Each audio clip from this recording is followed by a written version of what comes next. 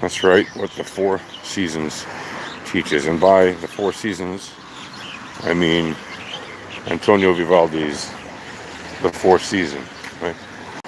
Famous Italian classical music composer Antonio Vivaldi wrote The Four Seasons, and it is one of the great works of classical music.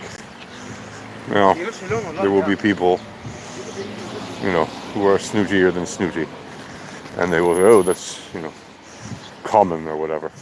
Yeah, whatever. It is one of the masterworks of classical music. And there is a reason that it is taught in classical music classes, even to young children. And why is that? Because of the nature of its composition and structure.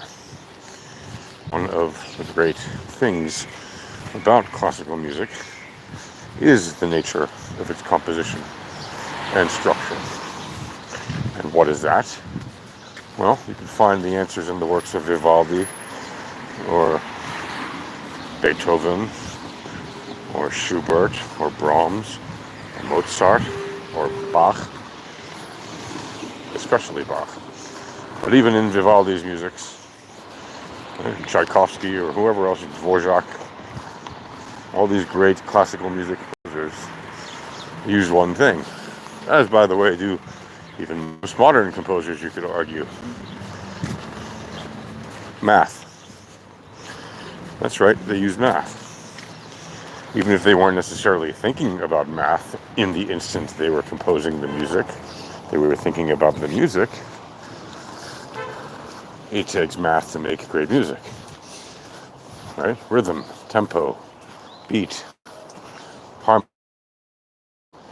etc., etc. All of these things require math, right? Finger picking requires math skills.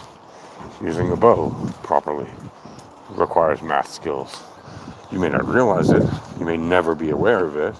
You may play the most amazing violin in your life, or be among the best in the world, and maybe you never understood that. That's perfectly fine. It still requires that skill, right? There are people who know that they have a skill, and there are people who have a skill but don't know it. Right? Just as there are people who think they have a skill and don't have it, etc., etc. The whole quadrangle thing. Right? So you can look at classical music as a way to learn certain very fundamental math skills. Dividing, multiplying, adding and subtracting. Your basic arithmetic is there. But there are other things there as well. Right? There are, in fact, things involving algebra, trigonometry, geometry, and calculus. Wait, what? Yes, there are. In classical music, there is, in fact, a host of different kinds of maths. There is geometry, the geometry of sound, the geometry of the instruments playing in concert with one another. There's the trigonometry, right, of how these pieces fit together to formulate a cohesive piece of music. Right? It's not just arithmetic and geometry, it's putting the pieces together using fundamental equations that are very trigonometry style. And in addition, there's actually calculus. Well, how can there be calculus? Well, there are imaginary numbers in calculus, right? And there are other very complicated formulas in calculus. Well, have you never heard a very complex piece of music with imaginary notes?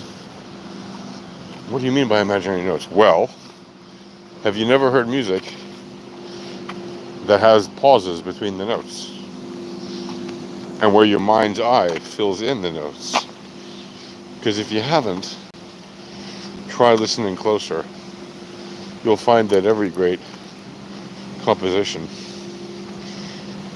a good part of what makes it great, is the fact that there are pauses between the notes, especially, well, between certain notes, and those pauses often say more than the notes themselves. And when I say often, I don't mean like 1 in 1,000 times.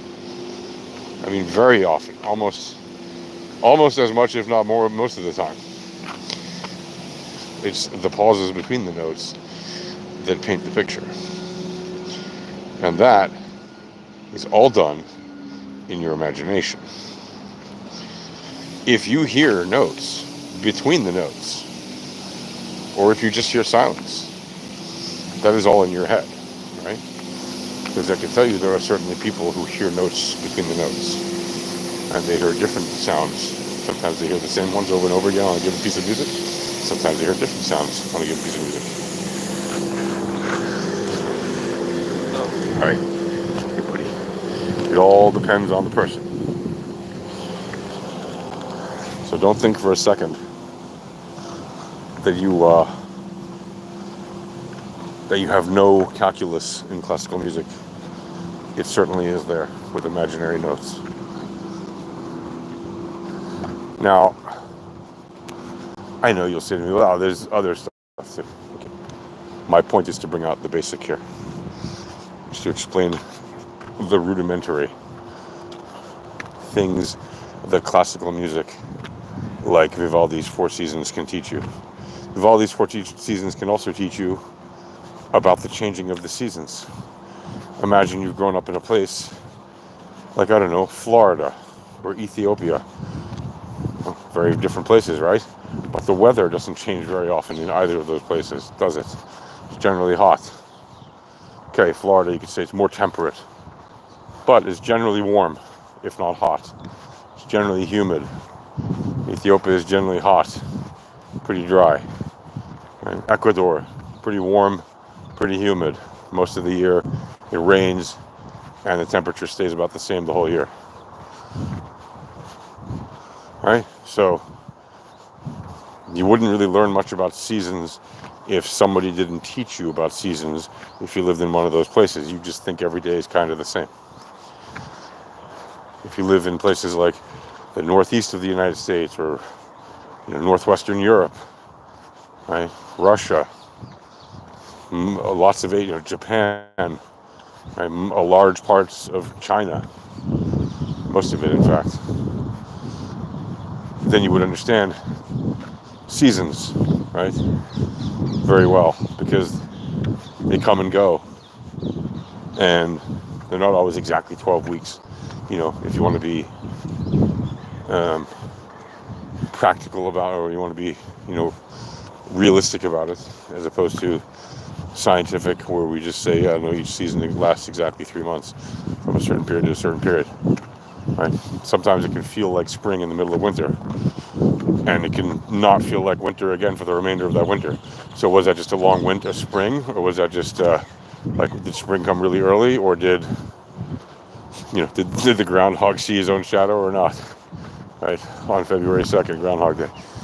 So the seasons, as they change through the year, affect people significantly, right? If you live in a place where there are very distinct seasons,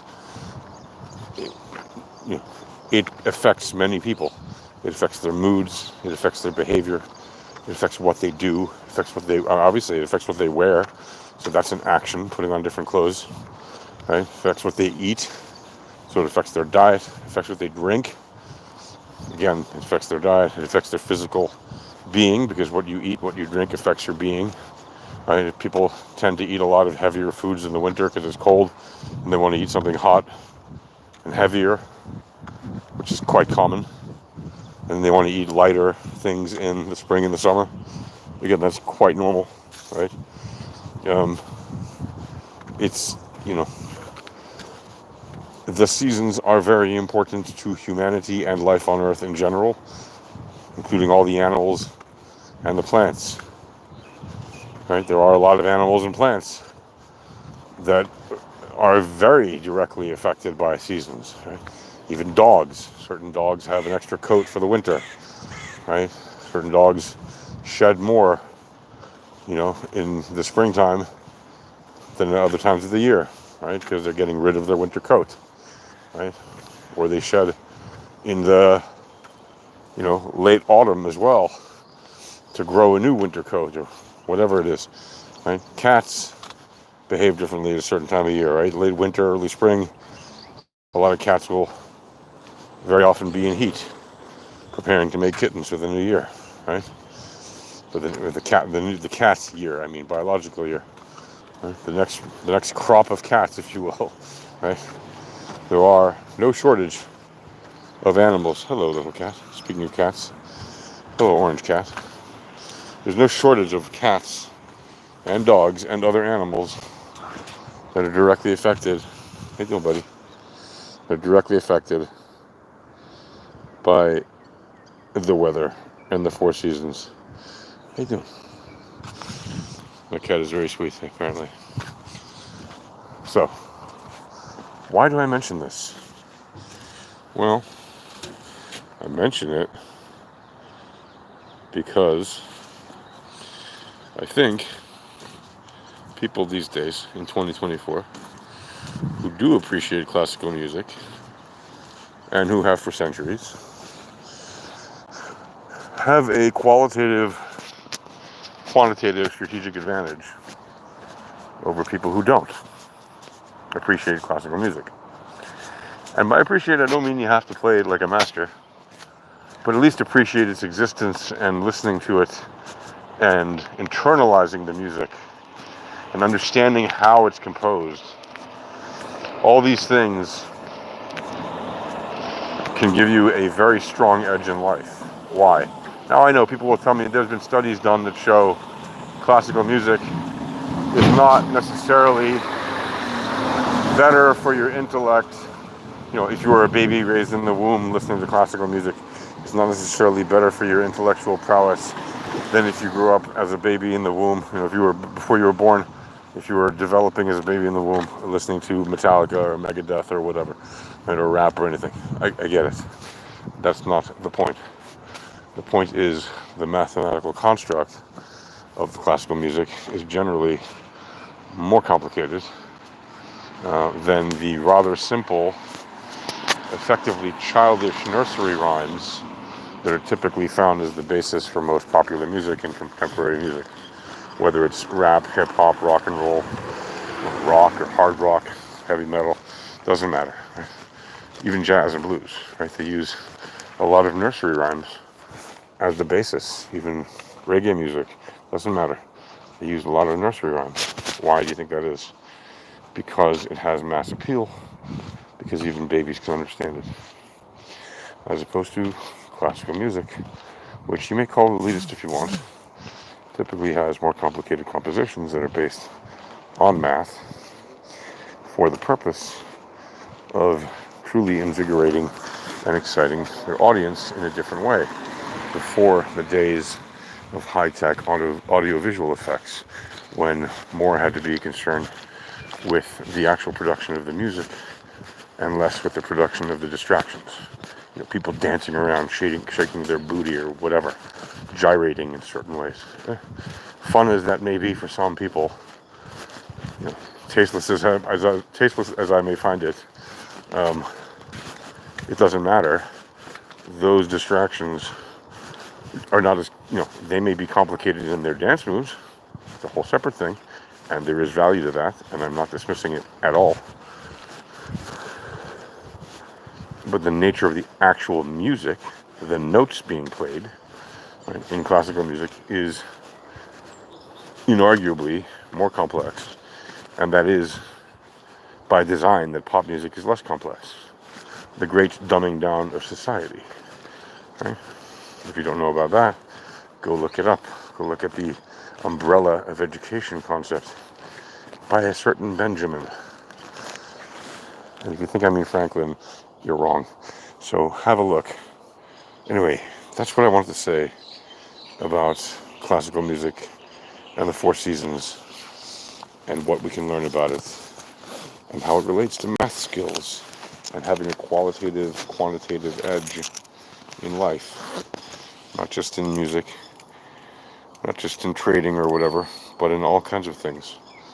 And again, if you think I'm wrong, well, show me. Prove it. Have a great day. Cheers.